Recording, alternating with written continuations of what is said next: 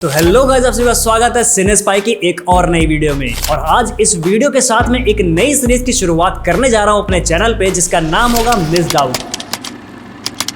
इस सीरीज में मैं बहुत सारी मूवीज को देखूंगा जो मुझसे मिस हो चुकी हैं। वो पहले आ चुकी हैं और उन्हें मैंने नहीं देखा है, और उन्हें देखने के बाद ही मैं उनका रिव्यू दूंगा विद प्रॉपर डिटेल्स। तो आज इस पहले एपिसोड में हम जिस मूवी के बारे में बात करने वाले हैं वो है ड्यून पार्ट 1। आई नो तुम लोग कहोगे कि यार ये मूवी इतनी अच्छी है, इतनी सिनेमैटिक मूवी को मैं कैसे मिस कर सकता हूँ। तो यार अब मैं क्या बताऊँ, जीवन में कुछ चीजें हो जाती है जिसकी वजह से चीजें मिस हो जाती है। इस वजह से मैंने इस मूवी को नहीं देखा था, पर वरी नॉट, अब मैंने ये मूवी देख ली है और आज हम लोग इसी मूवी के रिव्यू के बारे में बात करेंगे। तो मेरा नाम है साहिल सिंह मोनस, और अब ज्यादा देर ना करते हुए इस वीडियो को शुरू करते हैं। तो भाई सबसे पहले शुरू करते हैं इस मूवी के इंट्रो के साथ। तो ड्यून पार्ट 1 बेस्ड है फ्रैंक हर्बर्ट द्वारा 1965 में लिखे जाने वाले एक नॉवेल ड्यून से, और इस नॉवेल को कई बार इतिहास में best selling science fiction novel भी कहा गया है, और इसके साथ साथ इसको nebula award for the best novel और ह्यूगो अवार्ड के साथ भी सम्मानित किया गया है। पर ये ड्यून पार्ट 1 मूवी ऐसा नहीं है कि ये पहला प्रोजेक्ट है इस नॉवेल से अडेप्ट होने वाला, क्योंकि इसके पहले भी एक ड्यून नाम की ही मूवी 1984 में रिलीज की गई थी, और इसके बाद आई थी एक टेलीविजन मिनी सीरीज जो कि 2000 में टेलीकास्ट हुई थी। ऑल्दो फ्रैंक हर्बर्ट की मौत हो गई थी 1986 में, पर इसके बाद उनके बेटे यानी कि ब्रायन हर्बर्ट ने उनके काम और इन नॉवेल्स की आगे भी पब्लिशिंग जारी रखी। इसके बाद उन्होंने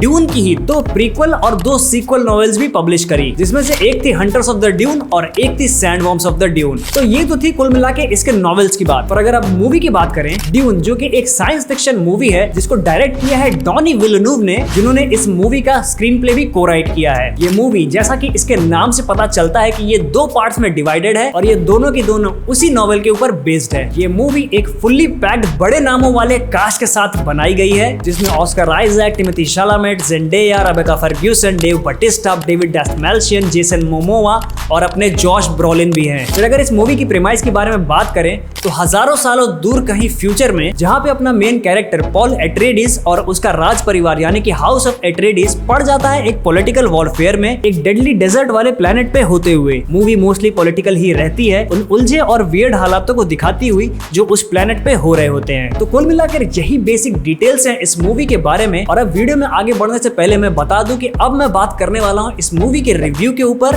जो कि नॉन स्पॉयलर्स होने वाले हैं, और उसके बाद हम लोग बढ़ेंगे स्पॉयलर्स की तरफ। तो भैया टाइम स्टैम्प देख के स्किप कर लेना वो पार्ट। तो सबसे पहले मैं बता दूं कि ये मूवी काफी ज्यादा स्लो पेस्ड है with some thrilling moments which also builds some sort of suspense. But ज्यादातर ये मूवी बहुत ज्यादा टाइम लेती है किसी भी सीन को दिखाने के लिए, ताकि हम ऑडियंस को उस सीन में चल रहे उन कैरेक्टर्स या फिर उन डिफरेंट ऑर्गेनाइजेशन जो इस मूवी के अंदर दिखाए गए हैं, उनके बीच की जो पॉलिटिकल टेंशन है उसको फील कर सके। फिर मूवी का जो स्क्रीन प्ले है वो भी काफी ज्यादा स्लो है, और तुम्हें कहीं ना कहीं डॉनी विलेन्यूव की जो झलक है वो दिखी जाएगी स्क्रीन प्ले के अंदर। बैकग्राउंड म्यूजिक और साउंड इफेक्ट को एक दूसरे के अंदर अच्छे तरीके से ब्लेंड करना, जिससे कि एक थ्रिलिंग मोमेंट बिल्ड हो, और जैसे ही वो सस्पेंस अपनी चरम सीमा पे हो उसको उसी वक्त वहीं पर ड्रॉप कर देना और सीधे कट कर जाना किसी दूसरे सीन के अंदर, जिससे एक tension sort of thing build होती है, और वो जो प्रीवियस सीन था उसका सस्पेंस भी काफी देर तक बरकरार रहता है। और इसी वजह से ये मूवी स्लो होने के बावजूद भी समय के साथ काफी ज्यादा एंगेजिंग होती चली जाती है। भाई मूवी का बैकग्राउंड म्यूजिक काफी ज्यादा टॉप नॉच है, क्योंकि इसको कंपोज किया है द लेजेंडरी हांस जिमर ने, जिन्होंने इसके पहले भी इंसेप्शन और इंटरस्टेलर जैसी बड़ी साइंस फिक्शन मूवीज के अंदर अपने म्यूजिक को दिया है। और अब अगर इस मूवी के बैकग्राउंड म्यूजिक की बात कर ही रहे हैं तो बात कर लेते हैं हम लोग इस मूवी के साउंड इफेक्ट्स के बारे में भी। तो ये मूवी फुल्ली पैक्ड है अजीब और अदर वर्ल्डली साउंड करने वाले साउंड इफेक्ट्स के साथ। और जिस तरीके से हम लोगों ने डॉनी विलेन्यूव की पुरानी मूवीज भी देख रखी है, तो इस मूवी में भी उन्होंने वही काम किया है जो वो पहले भी करते आए हैं। उन्होंने जो हांस जिमर का दिया हुआ बैकग्राउंड म्यूजिक है जो कि काफी डरावना फील होता है, उसके साथ अपने अजीबो गरीब साउंड इफेक्ट्स को इस तरीके से ब्लेंड किया है कि कई बार आपको तो ये चीज पता भी नहीं चलेगी कि ये चीज जो मुझे सुनाई दे रही है ये साउंड इफेक्ट है या फिर इस मूवी का background music, which also build some sort of curiosity and suspense in the audiences mind. और जिस तरीके से इस मूवी के अंदर कुछ चीजें रियल वर्ल्ड पर बेस्ड है और कुछ जो कि बिल्कुल ही एलियन फील होती हैं, तो इस मूवी के साउंड इफेक्ट्स भी उसी तरीके से प्रॉपर्ली प्लेस किए गए हैं। फिर अगर बात करें इस मूवी के विजुअल्स की, तो ये मूवी बहुत ही ज्यादा मोनोटोनस कलर टोन को पकड़कर चलती है और मूवी के ऑलमोस्ट हर दूसरे तीसरे सीन में एक सिल्हूट शॉट इंक्लूड किया गया है। कुछ शॉट्स तो सिल्हूट ना होते हुए भी अपने कलर टोन और शॉट चॉइस की वजह से सिल्हूट जैसे लगते हैं, which looks very beautiful. Also अगर इस मूवी के शॉट्स की बात कर ही रहे हैं तो भाई मैं बता दूं कि इस मूवी में बहुत ही खूबसूरत शॉट्स लिए गए हैं, बट जो चीज मेरे लिए सबसे ज्यादा स्टैंड आउट करी है वो है इस मूवी के wide shots, which I think कि वो यूज किए गए थे ताकि हमें कई सारी चीजों का साइज अच्छे से दिखाया जाए और हम उस चीज को फील कर पाए कि इस चीज के मुकाबले दूसरी चीजें कितनी बड़ी या छोटी हैं, ताकि उस वर्ल्ड जिसको डॉनी विलियन्स दिखाना चाहते हैं उससे हम अच्छी तरह वाकिफ हो पाए। इस मूवी की स्टोरी काफी ज्यादा पॉलिटिकल है instead of being very scientific, क्योंकि the bigger problem in this movie is कि ह्यूमंस जिन्होंने अब लाइट की स्पीड से ट्रेवल को इजी बना दिया है वो अब एक बिगर पॉलिटिकल वर्ल्ड में रहते हैं जहां पर सेवरल प्लैनेट्स को सेवरल टेरिटरीज में बांट दिया गया है। और जैसे रियल वर्ल्ड में कंट्रीज के बीच वॉर होती है वैसे ही इस मूवी में भी सेवरल टेरिटरीज के बीच में हमें पॉलिटिकल वॉर देखने को मिलती है, जिसमें पॉल एट्रीडीज जो कि हाउस ऑफ एट्रीडीज का वारिस है उसे ये सभी बातें समझनी है और अब उसे भी जंग में उतरना होगा, क्योंकि उसका और इन सब चीजों का फेट अब आने ही वाला है। तो बेसिकली ये तो हो गया मेरा नॉन स्पॉइलर रिव्यू। तो अब बढ़ते हैं स्पॉयलर्स की तरफ, और जिन्होंने ये मूवी अभी तक नहीं देखी है वो प्लीज इस सेक्शन को टाइम स्टैम्प देखकर स्किप कर देना। तो भाई अगर हम लोग बात करें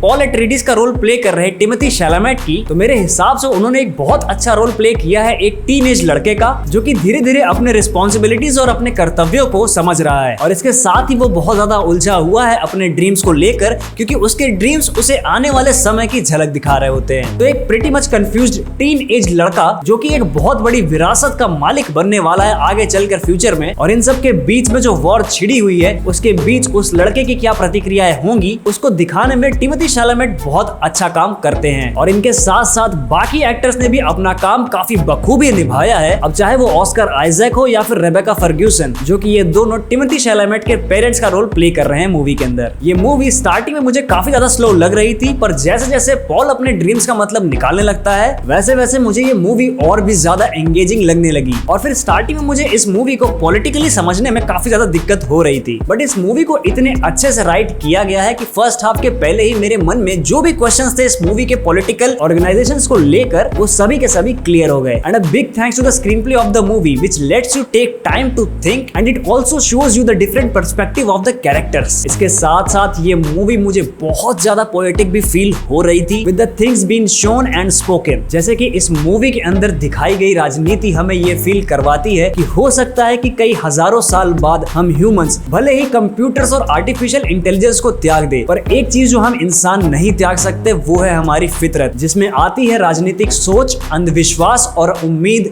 अच्छे कल की। जिस तरह से हमें एक विशालकाय जानवर इस मूवी के अंदर दिखाया जाता है और इसके साथ साथ हमें एक डेजर्ट में रहने वाला छोटा सा चूहा भी दिखाया जाता है, जिसकी वजह से हम लोग इस चीज का कंपैरिजन बहुत अच्छे से कर सकते हैं कि चाहे प्रॉब्लम्स कितनी भी बड़ी हो जाए या फिर शिकारी कितना भी विशाल क्यों ना हो जाए, अगर तुम चालाकी, धैर्य और बुद्धि से काम लोगे तो तुम सरवाइव कर सकते हो। और ऐसा ही कुछ पोएटिक मैनर में फ्रेमन भी इस मूवी के अंदर कर रहे होते हैं। ये मूवी एक काफी ज्यादा डीपर मीनिंग भी रखती है, पर इसको पूरी तरीके से समझने के लिए हमें ड्यून पार्ट 2 भी देखना होगा, और मे भी तब मैं इस मूवी को और भी अच्छे से समझकर इसके ऊपर किसी और वीडियो में भी बात करूंगा। बात है इस वीडियो के कंक्लूजन की, तो भाई ये मूवी मुझे बहुत अच्छी लगी क्योंकि इस मूवी ने मेरे अंदर के सिनेमा लवर को पूरी तरीके से सेटिस्फाई कर दिया, और वो भी हर पर्सपेक्टिव में। इस मूवी से जुड़े हुए सभी लोगों ने अपना काम बहुत ही बखूबी किया है, अब चाहे वो VFX आर्टिस्ट हो, कॉस्ट्यूम डिजाइनर्स हो या फिर इसका प्रोडक्शन क्रू। आई मीन बिना एक अच्छी मूवी बनाए कोई 6 ऑस्कर्स कैसे जीत सकता है, और कैसे लोग इसको best sci-fi movie at the Oscars कह सकते हैं। तो बेसिकली ये था मेरा पूरा ओपिनियन इस मूवी को लेकर, और इसी के साथ ही खत्म होता है ये मिस्ड आउट का पहला एपिसोड। आपको ये मूवी कैसी लगी थी, और इसके साथ ही ये जो एपिसोड था वो आपको कैसा लगा, ये मुझे कमेंट सेक्शन में जरूर बताइएगा। साथ ही आप और कौन सी मूवी के रिव्यूज देखना चाहेंगे मेरे इस सीरीज के अंदर, वो भी मुझे कमेंट सेक्शन में जरूर बता देना। तो अब अगर वीडियो पसंद आई हो तो इसको लाइक कर देना, तुम्हारे कोई दोस्त जो कि सिनेमा लवर्स हो तो उनको मेरी वीडियो जरूर शेयर कर देना, और ऐसे ही मिस्ड आउट का कोई भी एपिसोड ना मिस करने के लिए मेरे चैनल सब्सक्राइब करना बिल्कुल मत भूलना। तो अब मैं भी चलता हूँ, मुझे दूसरे प्लेनेट पे जाना है।